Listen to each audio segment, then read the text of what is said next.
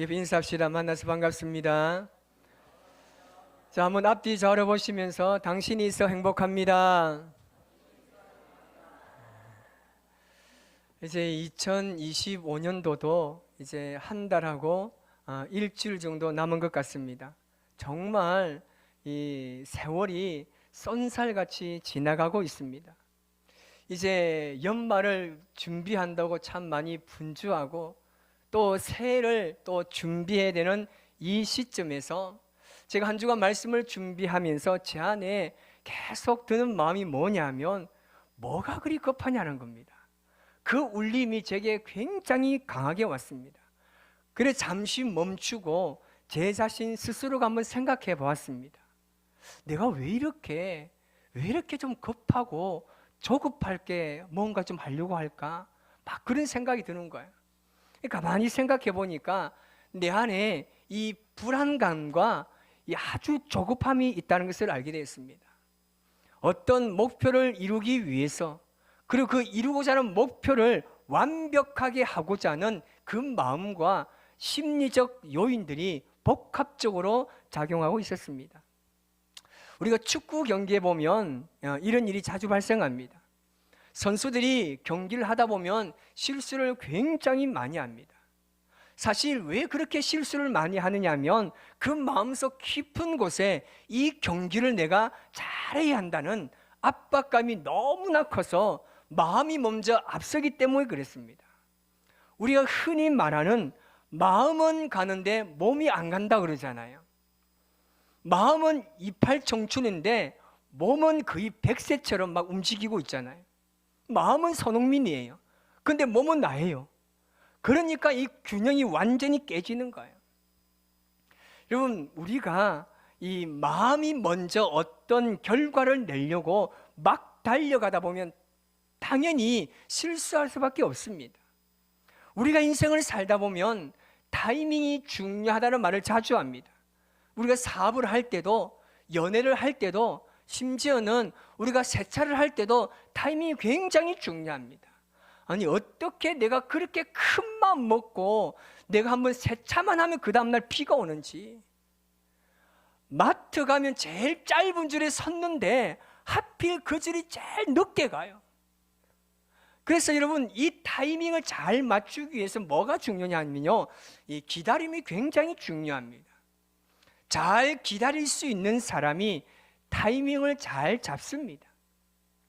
그런데 사람들이 이 아주 절묘한 이 타이밍을 놓치는 이유가 뭔지 아십니까? 바로 이 조급한 마음 때문에 그렇습니다. 내가 지금 뭔가를 해야 할 것만 같고 내가 가만히 있으면 아무것도 안 될 것 같은 이 불안감, 그 불안감 때문에 하지 않아도 될 일을 저지르게 되는 겁니다. 오늘 이 본문에 등장하는 사울 왕은요 40년간 이스라엘을 다스렸습니다. 그런데 사울이 왕이 되고 난 이후에 불순종하는 사건이 기록되고 있습니다. 그런데 이 시기가 참 안타까운 게 뭐냐면 사울이 왕이 되고 난 이후에 많은 시간이 흘러간 것이 아니라 불과 2년 만에 하나님의 말씀에 대한 불순종이 나타나기 시작한 겁니다. 오늘 이 본문의 배경을 보면요, 이스라엘과 블레셋 사이에 이제 전쟁이 일어나기 완전 일보 직전입니다.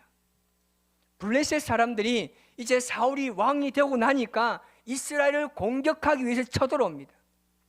그런데 이스라엘은 이 블레셋과 전쟁을 하기 이전에 벌써 이 블레셋을 두려워합니다. 그 이유가 뭐냐면 이 전쟁의 양상 가운데 전력을 비교해 보니까 먼저 이스라엘 백성들의 군사가 몇 명입니까? 3,000명입니다. 다 보병입니다. 제대로 된 무기도 하나도 없습니다. 철제 무기 전혀 없습니다. 그런데 블레셋 사람들은요 모두가 철제 무기를 사용합니다. 오늘 본문 5절 말씀 보니까 블레셋 병거가 3만입니다. 마병이 6천이고 백성들은 해변에 모래같이 많다라고 기록하고 있습니다. 그 당시 병거는 말 2마리가 이끄는 전투용 전차와 같습니다. 오늘날로 말하면 이 탱크와 같다는 겁니다. 더 나아가서는 블레셋 군대가 지금 해변에 모래 같다고 표현하고 있습니다. 한마디로 이 블레셋 군대는요 전쟁의 잔뼈가 굵은 군사로 정말 어마어마한 지금 군대가 모인 겁니다. 이스라엘과 블레셋 전투 사이에 이런 무기를 비교해 보면요, 이 전쟁은 말도 안 되는 게임입니다. 그러니까 이스라엘 백성들이 이 블레셋 군대를 보니까 벌써 이미 전쟁을 포기해 버립니다. 다 숨어 버립니다. 그래서 오늘 6절 7절 말씀 보니까 이 이스라엘 백성들이 그 위급함을 보고 절박해서 굴로 숲풀로 그리고 틈과 은밀한 곳에 심지어는 요단 동편으로 막 도망가 버리는, 정말 백성들이 두려워 떨고 있는 겁니다. 이런 급박한 상황 속에서 이스라엘 백성들이 전쟁하기 전에 반드시 해야 되는 게 있습니다. 그건 뭐냐면 하나님께 제사를 드리는 겁니다. 이스라엘은 무슨 일을 하든지 간에 반드시 하나님께 먼저 제사하고 하나님께 응답을 받고 그 일을 행했습니다. 그런데 정작 이 제사를 집도해야 될 사무엘 선지자가 이 정한 시간이 지났음에도 불구하고 아직 도착하지 않았습니다. 사람들이 두려워 떠는 거예요. 그 두려움으로 인해서 다 숨어버리고 도망가 버립니다. 군대가 뿔뿔이 흩어집니다. 그리고 지금 블레셋은 언제 쳐들어올지 모릅니다. 그런데 지금 전쟁하기 전에 빨리 하나님께 기도하고 예배드려서 하나님께 물어야 되는데 그 제사를 집도할 사무엘은 오지 않습니다. 그래서 사울이 이 전쟁에서 질 것 같고 백성들도 다 떠나버리고 마음이 급한 나머지 자신이 직접 이 제사를 집도해 버렸습니다. 그런데 참으로 알려낸 것은 뭐냐면 오늘 10절에 나오지만 여러분, 제사를 마치자마자 사무엘이 도착합니다. 마치 어디 숨었다가 나타난 것처럼 등장합니다. 그러면서 사무엘이 사울을 책망합니다. 우리가 이 장면만 보면요, 사울의 불순종을 떠올릴 수 있지만 이 사건 이전의 배경을 보면요, 우리 참 너무 이해가 되지 않습니다. 저도 말씀을 준비하면서 이해가 되지 않는 겁니다. 왜냐하면 사울이 여러분 기다렸습니다. 충분히 기다렸습니다. 지금 사울은 어떻습니까? 마음이 급합니다. 지금 이 블레셋 백성이 언제 쳐들어올지 모릅니다. 백성들 다 뿔뿔이 흩어져 버렸습니다. 그러니까 본인이 직접 제사를 드린 겁니다. 그런데 여러분, 뭐가 문제입니까? 도대체 누가 잘못한 것입니까? 사실 우리가 이 말씀을 깊이 생각해 보면 사실 우리는 우리의 신앙과 우리의 모든 삶도 사울과 다를 바가 없다는 것을 발견할 수 있습니다. 오늘 말씀 읽지 않았지만 우리 8절에서 10절까지 이런 말씀이 있습니다. 사울은 사무엘이 정한 기한대로 이레 동안을 기다렸으나 사무엘이 길갈로 오지 아니하며 백성이 사울에게 흩어지더라. 사울이 이르되 번제와 화목제물을 이리로 가져오라 하여 번제를 드렸더니 번제를 드리기를 마치자 사무엘이 온지라. 사울이 나가 맞으며 무난하매라고 이야기합니다. 지금 사무엘이 정한 기간이 7일입니다. 사울이 언제까지 기다립니까? 7일입니다. 약속한 시간이, 여러분, 그 시간이 기다렸습니다. 7일 동안 기다렸습니다. 그런데 7일째 되던 날 사무엘이 안 온 겁니다. 그러니까 백성들은 다 도망가고 다 숨어버립니다. 블레셋 군대는 지금 몰려오고 있는데 지금 사울의 마음이 어떻겠습니까? 내가 지금 여기서 가만히 있다가는 전쟁에 치게 되면 내가 한나라의 왕으로서 이 책임을 내가 다 져야 되는데, 내가 왕인데 내가 뭐라도 해야 하는데, 내가 직접 제사를 드렸으라도 내가 이 상황을 역전시켜야 되겠다는 그 마음이 지금 사울에게 지배적이 있습니다. 그러니까 대제사장만이 할 수 있는 제사를 사울이 집도한 겁니다. 오늘 10절 말씀에 보면 뭐라고 이야기합니까? 번제 드리기를 마치자마자 사무엘이 온지라라고 이야기합니다. 이 말을 보면 사울과 사무엘이 약속한 기간이 7일입니다. 그런데 7일차에 사무엘이 왔습니까? 안 왔습니까? 도통 모르겠나요? 지금까지 제가 이야기한 거 보면 모르겠나요? 여러분, 지금까지 사무엘이 7일차에 사무엘이 분명히 왔습니다. 그런데 이 상황을 자세히 들여다보면 언제 왔느냐 하면 이제 약속한 시간이 7일입니다. 사울은 어떻습니까? 점점 마음이 불안해지기 시작합니다.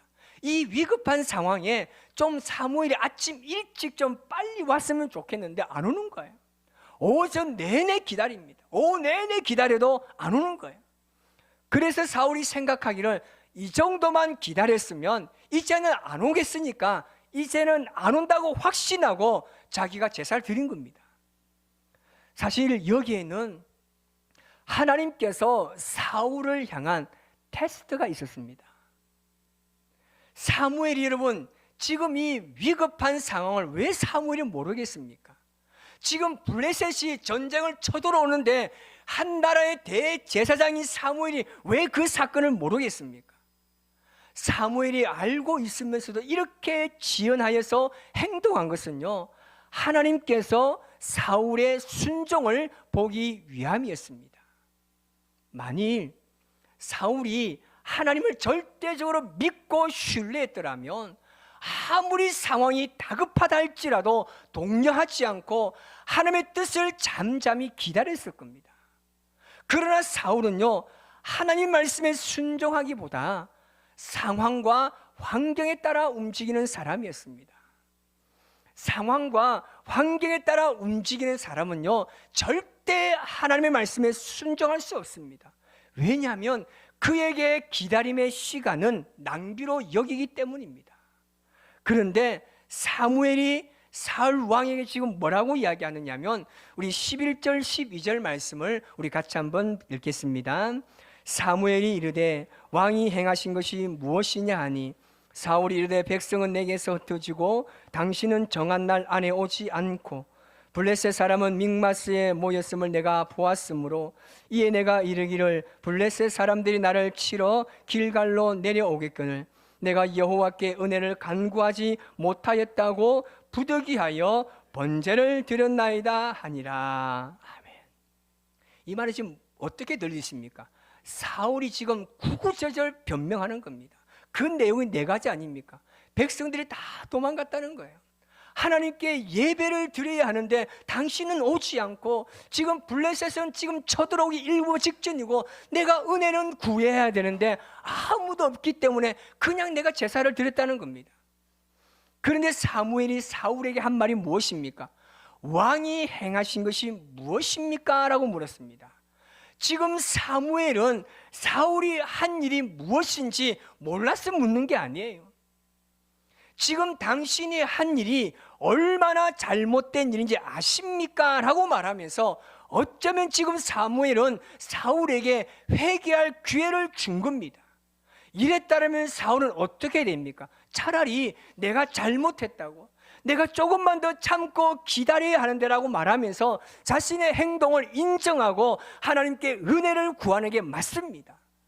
그런데 지금 사울은 어떻게 합니까? 변명하는 거예요. 이것은 자신의 행동을 합리화하고 있는 겁니다. 사실 우리도 인생을 살아가면서 하나님께서 우리에게요, 이렇게 질문을 하실 때가 많습니다. 내가 왜 그렇게 했느냐고, 내가 조금만 더 기다리고 인내하고 좀 기도하면서 참으면 되지 않았느냐고 하나님께서 우리에게 그렇게 말씀하실 때가 있습니다. 그러면 우리는 어떻게 되겠습니까? 우리의 잘못을 인정하고 그 잘못의 깨달음을 가지고 하나님의 마음을 이해하고 회개해야 할 줄 믿습니다. 그런데 대부분의 사람들은 그렇게 하지 못합니다. 계속 뭔가가 자기가 한 일에 대해서 정당화시키기 위해서 계속 뭔가를 변명합니다. 하나님, 내가 그때 정말 어쩔 수 없이 그랬다고, 그 상황에 내가 그렇게 하지 않으면 안 됐다고, 그렇게 하지 않고서는 내가 도저히 방법이 없었다고 이렇게 변명하게 되면 사실 우리는 회개할 기회조차 놓치게 되는 겁니다. 지금 사울은 자신이 한 일을 변명하면서 어쩌면 회개할 기회까지 놓치고 말았습니다. 사무엘이 사울에게 내가 이렇게 한 것은 두려웠기 때문이라고 이야기합니다. 우리 그리스도인들에게 있어서 가장 큰 장애물 중에 하나가 뭐냐, 바로 이 두려움이라는 겁니다. 그래서 요한 1장 4절에 보면요, 온전한 사랑이 두려움을 내어 쫓나니 두려움에는 형벌이 있다라고 말씀하고 있습니다. 여러분, 두려움에 사로잡히게 되면요, 그 행동을 하면서 어떤 느낌을 받느냐면 이 순간 내가 이 일을 하지 않으면 죽을 것 같다는 느낌을 받게 됩니다. 그래서 사실은요, 정반대입니다.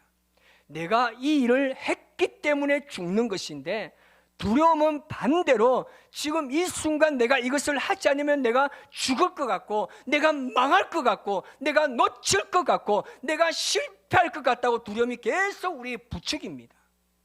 그래서 우리는 이 두려움에 사로잡힐 때는요, 어떤 결정도 절대 해서는 안 되는 겁니다. 왜냐하면 두려움 속에서 무엇을 결정하게 되면 그 두려움이 이끄는 대로 결정하게 되고, 그 두려움은 우리의 분별력을 상실하게 만들어서 나중에 그 두려움 때문에 우리가 선택한 그것이 우리의 올무가 된다는 것을 우리가 발견할 수 있는 겁니다. 그렇기 때문에 무엇을 결정하기 이전에는요, 우리 안에 있는 이 두려움을 없애야 합니다. 두려움은 언제 우리에게 뭐라고 이야기하느냐면요, 언제나 두려움은 그렇게 이야기합니다. 그 잘못된 선택 아니라고 이야기합니다. 절박한 선택이었다고 이야기합니다. 그래서 두려움에 사로잡힐 때 그 선택한 사람들의 이야기를 들어보면 그 상황이 너무나 절박하고 간절해서 그렇게 할 수밖에 없었다고 이야기합니다. 그런데 사실은요, 이 두려움 속에 그 두려움이 가지고 있는 배후에는요, 사탄이 있습니다. 그래서 성경 여러 곳을 보면요, 하나님께서 우리에게 뭐라고 말씀하시냐면요, 두려워하지 말라고 말씀하시는 겁니다. 이제 이스라엘 백성들을 가나안 땅에 이끌어갈 여호수아가 얼마나 두려움이 가득했습니까? 그때 하나님께서 여호수아에게 뭐라고 말씀하십니까? 두려워하지 말라는 거예요. 오히려 하나님께서는 여호수아에게 담대하라, 오직 강하라, 그렇게 말씀하십니다. 왜요? 내가 너와 함께 하겠다는 거예요. 내가 너와 함께 하는데 왜 두려워하는 겁니다. 이것이 하나님의 명령입니까? 권면입니까? 하나님의 명령이에요? 권면이에요? 명령입니다. 우리가 두려움에 사로잡히면요, 우리의 시야가 좁아지고 판단력이 흐려지기 때문에 이것을 유지한 상태로 어떤 결정을 내리면 대부분 틀린 결정을 하게 되는 것입니다. 그리고 그것 때문에 우리의 인생이 망가지는 겁니다. 그러고 나서 뒤돌아보면요, 너무 급해서 그럴 수밖에 없었다고 사울처럼 자신의 행동을 정당화하는 겁니다. 그런데 사울 왕의 입장에서 보면요, 그 행동도 충분히 이해가 됩니다. 진정 지금 전쟁이 완전히 급박한 상황인데 백성은 다 흩어지고 예배를 집도할 사람은 오지 않습니다. 적군은 너무나 많습니다. 그런데 하나님께서 사무엘에게 뭐라고 말씀하십니까? 이 모든 것이 핑계라고 말씀하십니다.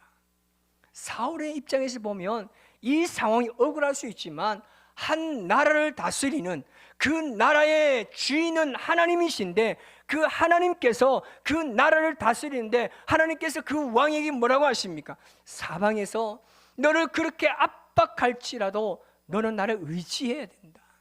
나를 끝까지 믿어서만 한다고. 이 선택을 할 수밖에 없도록 너를 그렇게 압박할지라도 너는 나를 바라보았어야 한다고 말씀하시는 거예요. 그래서 사무엘도 사울에게 뭐라고 하는 겁니까? 너는 왜 그렇게 핑계만 대냐고. 너는 왜 잘못했다고만 말하지 않고 왜 모든 것을 다 정당화하려고 하느냐는 겁니다. 왜 하나님 앞에서 자신을 합리화하는 겁니다. 그래서 성경을 보면요, 죄를 짓는 사람들마다 무슨 말을 하느냐 하면 전부 다 죄를 짓고 그 핑계와 자기 합리화입니다. 여러분, 아담이 죄를 짓고 나서 어떻게 했습니까? 아니, 하나님께서 주셔서 나와 있게 한 그 여자 때문에 내가 먹었다는 겁니다. 동생을 죽인 가인이 뭐라고 합니까? 내가 동생을 지키는 자입니까? 모두가 핑계입니다. 자기를 정당화합니다. 그래서 자기 정당화나 합리화를 하는 사람은요, 절대 회개하지 않습니다.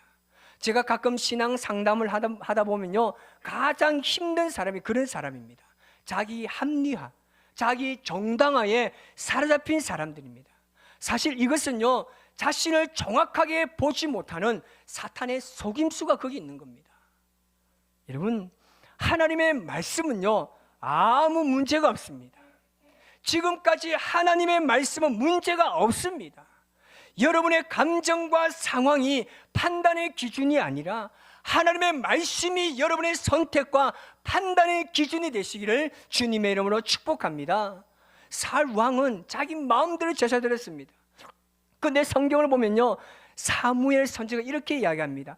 사무엘이 사울에게 이르되 왕이 망령되이 행하였도다라고 이야기합니다. 이것을 히브리어 원어로 음력해 보면요, 당신이 하나님의 지혜를 버렸다는 겁니다. 그리고 그 뒤에 13절도 이렇게 나와 있습니다. 왕이 왕의 하나님 여호와께서 왕에게 내리신 명령을 지키지 아니하였도다라고 이야기합니다. 그러니까 왕이 하나님의 말씀을 어기고 하나님의 말씀에 불순종한 것은 자신의 판단을 하나님의 말씀보다 더 위에 두었다는 겁니다. 그러니까 하나님의 말씀이 자신의 판단에 졌다는 겁니다. 이것이 망령되이 행했다는 겁니다. 자신의 인생의 주인이 하나님으로 아니라 자기가 주인이 바뀌었다는 겁니다. 인생에 급박하거나 위급한 상황이 돌아왔을 때 그 하나님이 내 인생의 주인이었는데, 그렇게 위급한 상황이 되면 내 인생의 주인이 하나님이 아니라 나로 바뀌는 겁니다. 하나님 없이도 할 수 있다는 거예요. 하나님 없이 잘 살 수 있다는 겁니다. 이것을 모세가 신명기에서 어떻게 표현하고 있느냐 하면 신명기 4장 5절 6절 말씀을 이렇게 표현합니다. 시작. 내가 나의 하나님 여호와께서 명령하신 대로 규례와 법도를 너희에게 가르쳤나니 이는 너희가 들어가서 기업으로 차지할 땅에서 그대로 행하게 하려 함인즉 너희는 지켜 행하라. 이것이 여러 민족 앞에서 너희의 지혜요 너희의 지식이라. 그들이 이 모든 규례를 듣고 이르기를 이 큰 나라 사람은 과연 지혜와 지식이 있는 백성이로다 하리라. 여러분, 무슨 말입니까? 하나님의 말씀에 순종할 때 이것을 가리켜서 지혜와 지식의 백성이라는 겁니다. 바로 이 지혜를 구한 솔로몬의 지혜의 정의가 무엇입니까? 하나님이여 종에게 듣는 마음을 주십시오입니다. 그런데 지금 사울의 잘못이 무엇입니까? 이렇게 절박한 상황 가운데 하나님을 찾지 않습니다. 단 한 번도 하나님께 기도한 적이 없습니다. 그렇기 때문에 그에게 제사는요, 이 전쟁에서 이기기 위한 요식 행위에 불과하다는 겁니다. 여러분, 이런 사람은요 하나님의 지혜를 얻을 수가 없습니다. 사무엘상 4장에 가보면 엘리의 두 아들이 홈니와 비느하스가 블레셋과 전쟁을 합니다. 그 전쟁 1차에서 4,000명이 죽임을 당합니다. 홈니와 비느하스 생각이, 그래, 여호와의 법궤만 가지고 오면 이 전쟁에 이길 수 있다는 거예요. 이 전쟁 앞에 하나님의 언약궤를 세우자, 그러면 이 전쟁에 이길 것이다 생각해서 법궤를 가져갔더니 오히려 3만 명이 더 죽어버립니다. 법궤가 뺏겨버립니다. 홈리와 비느하스 죽어버립니다. 이 소식을 들은 그의 아버지 제사장인 엘리는 의자에 넘어지다가 목이 불어 죽게 됩니다. 비느하스의 아내 아이를 낳다가 그만 죽고 그 아이의 이름이 이가봇입니다. 하나님의 영광이 떠났다는 거예요. 여러분, 먼저 무엇보다 하나님의 말씀에 순종하시기 바랍니다. 하나님의 약속을 지키시기 바랍니다. 그리고 그 다음에 여러분의 삶을 사시기 바랍니다. 이 순서가 정말 중요합니다. 여러분, 자녀들을 교육할 때 어떻게 이야기합니까? 공부 안 하는 자녀들, 숙제 안 하는 자녀들, 게임하는 자녀들이 뭐라고 이야기합니까? 제발 숙제 좀 해라, 숙제부터 해라, 공부부터 해라, 그리고 그 다음에 하라는 거예요. 그렇게 하지 않습니까? 우리 자녀들에게 꿀팁 줍니다. 그럴 때 엄마에게, 엄마 기도하고 나에게 이야기하냐고, 아빠 말씀 읽고 지금 나에게 이야기하냐고. 이건 하나 저만의 팁입니다. 여러분, 하나님의 말씀대로 살지 않으면서도 내가 정말 하나님께 모든 것을 다 했다고 생각하는 이런 잘못된 신앙의 삶이 우리에게 없습니까? 여러분, 여러분이 마땅히 해야 될 그 일부터 하시기 바랍니다. 지금 사울의 잘못은요, 아무리 급박한 상황이 있어도 하나님을 찾지 않았다는 거예요. 구하지 않았다는 겁니다. 여기 대해서 여러분, 자유할 사람 누가 있습니까? 여러분 하루 살아가면서 기도하고 말씀 묵상하고 하나님 말씀 순종하고 여러분 삶을 살아갑니까? 아니면 내일 다 하고 나서 어려움이 찾으니까 하나님 찾습니까? 어떻게 여러분 우리가 사울을 잘못해서 말할 수 있겠습니까? 나도 사울과 똑같은 사람 아닙니까? 기도하지 않아도, 말씀 묵상하지 않아도, 말씀대로 살지 않아도 잘 살아지네, 내 사업 잘 되고 내 자녀 잘 크고 직장 잘 붙고 내 건강하고, 그러니까 그렇게 살지 않습니까? 정말 여러분 생각해 보십시오. 사울 잘못했다고 이렇게 말할 수 있겠습니까? 오늘 우리가 이 사울의 비극을 이야기를 통해서요, 우리는 나의 조급함 뒤에 숨어있는 하나님에 대한 불순종에 대해서 여러분 자신의 삶을 돌아보시기를 바랍니다. 사울에게 찾아온 이 7일간의 하나님의 테스트, 여러분 세상에 여러분 병거가 3만이고 마병이 여러분 6천이고 절대 다수가 예수님 믿지 않는다고 할지라도 나는 하나님 한 분이면 됩니다. 나는 하나님 한 분이면 이 세상을 믿음으로 승리할 수 있습니다. 이 믿음으로 살아가면 하나님은 끝까지 우리 편이 되신 줄 믿습니다.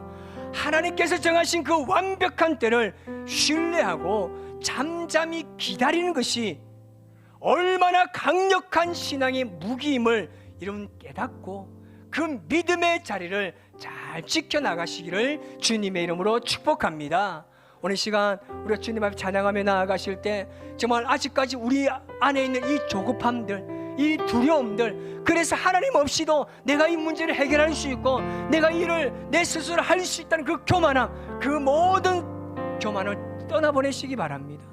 오늘 시간 우리가 이 찬양으로 주님 앞에 고백하며 나아가실 때 주님만이 나의 힘이십니다, 나의 소망이십니다. 여러분 인생에 그런 고백이 나오시기를 주님의 축복합니다. 우리 찬양합니다.